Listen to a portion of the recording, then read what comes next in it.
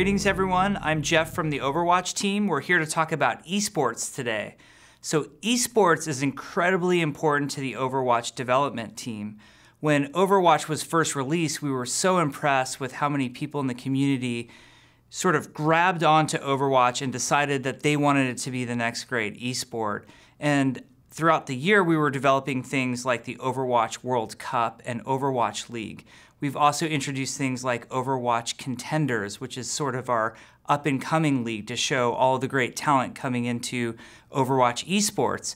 But we realized that there's a lot of challenges with Overwatch and esports in general. And probably the top thing that we hear on the development team is that sometimes watching Overwatch Esports can be very challenging to follow the action and know what's going on.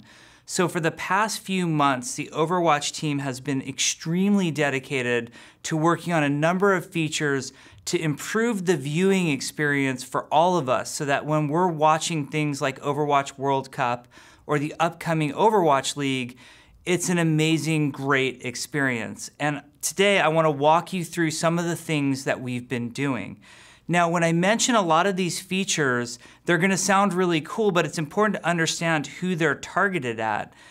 Besides the Overwatch development team working on esports, we have a lot of dedicated folks who are working tirelessly to make the esport great. Obviously, there are people like team owners and players, you guys know about them, but there's entire broadcast crews who are working to make Overwatch the most viewable experience possible.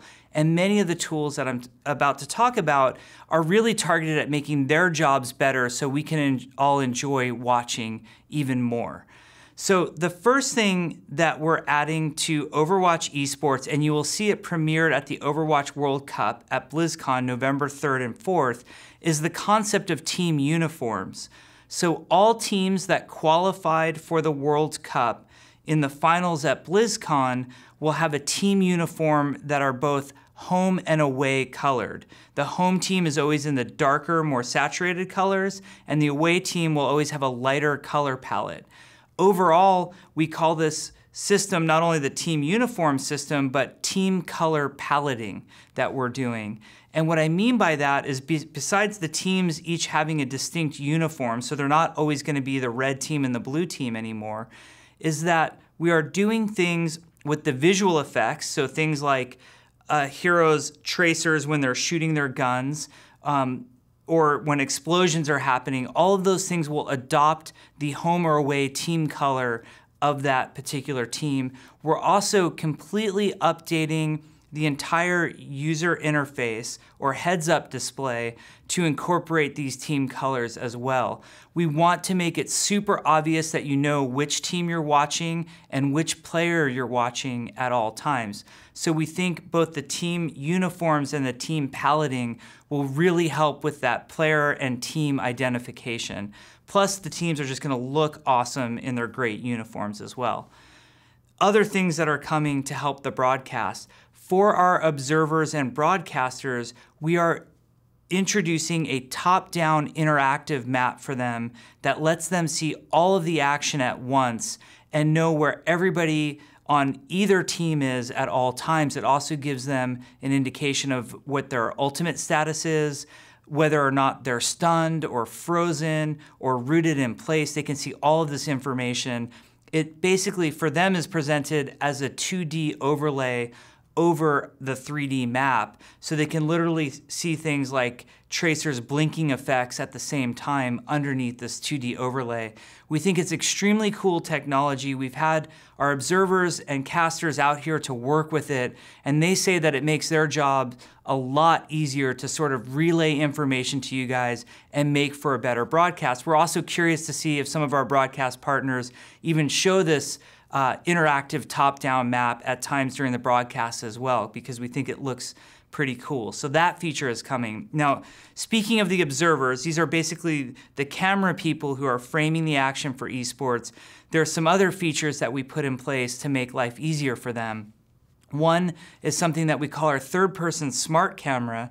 So now when you observe the game in third-person mode, there's a smart camera that will automatically follow the action and smooth out the camera so it's not quite as jerky as if a human being was moving it.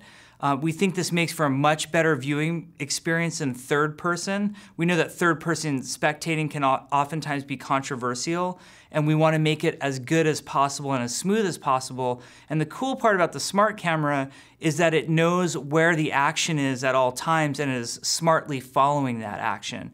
So we think that will help the observers a lot. The other thing that we added for our observers that we think is a really great feature is the ability for them at any point to, through the kill feed with a special broadcaster interface, go in and select a replay of any moment from the kill feed, replay that moment with complete time scaling and repositioning of cameras at all times.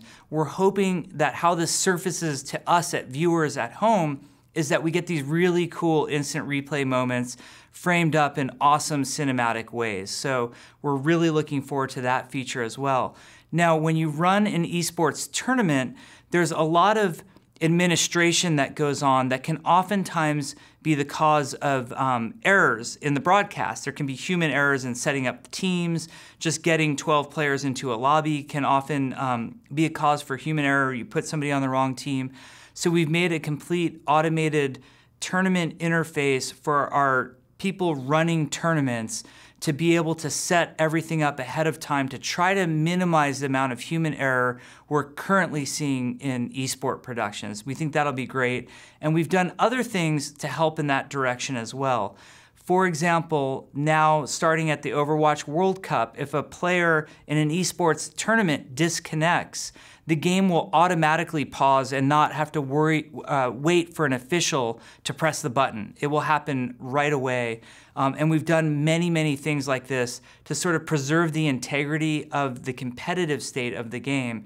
In fact, the server has a much better idea now of what the competitive game state is at any moment. So if there are hiccups and technical challenges, or if a player leaves for whatever reason, we're hoping that we can more often than not just resume from the current competitive state and not have to do things like replay matches. Of course, there's always going to be cause for occasionally having to restart matches, but we're trying to minimize and mitigate those things as much as possible.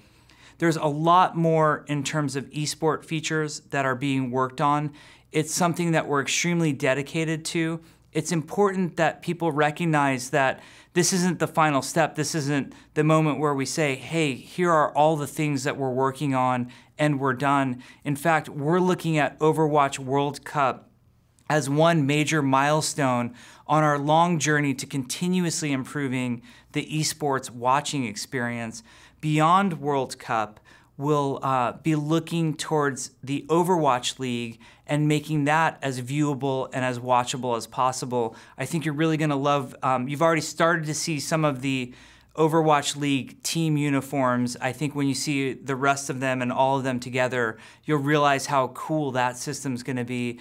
I hope that you end up being a player like me who at one time didn't know a lot about esports or wasn't particularly interested in esports, but over time grew to be a huge fan of it because I'm such a fan of all these games that we're playing that feature esports.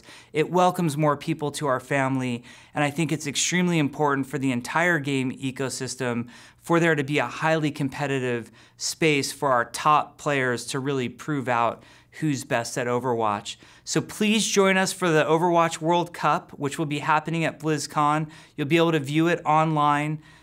We think it's gonna be amazing, and you'll see our first steps towards making esports much more enjoyable for all of us to watch. Thank you.